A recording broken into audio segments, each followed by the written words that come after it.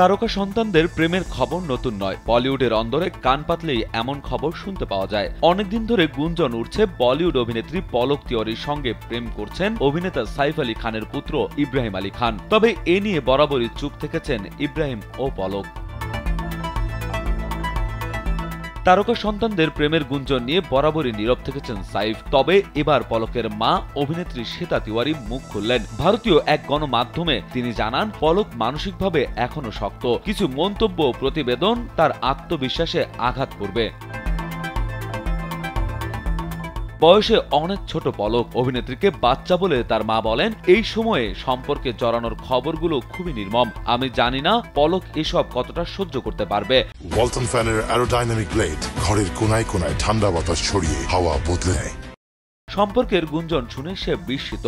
পাশাপাশি এসব বিষয় নিয়ে পলক খুব মজাও করে। এসব গুঞ্জন পলকের সহ্য হওয়ার কথা না, কিন্তু এসব এসে অভ্যস্ত হয়ে পড়েছে। সে এখন এটাও বুঝতে পেরেছে তার মতো অনেক মেয়ে ভুক্তভোগী। সে তার আগে পলকের বাবা রাজা চৌধুরী বিষয়টি নিয়ে কথা বলেছিলেন। ভারতের আরেক গণমাধ্যমে তিনি জানান, এই সময়ে ছেলে মেয়েরা নিজেদের সিদ্ধান্ত নিজেরাই নিতে সক্ষম। তাদের যা ভালো লাগে তাতেই তিনি খুশি। পলক খুশি থাকলে তিনিও খুশি।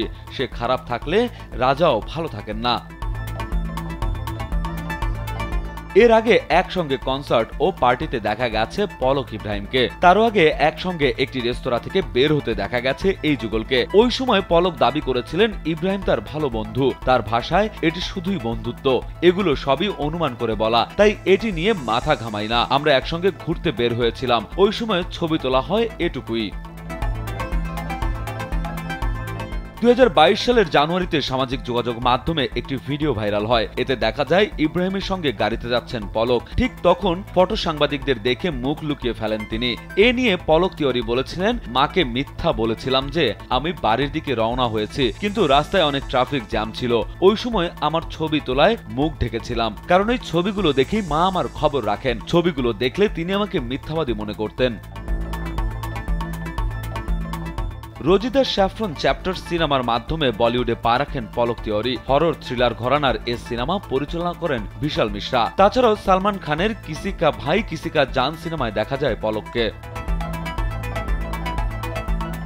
রাজু আহমেদ, কালবেলা।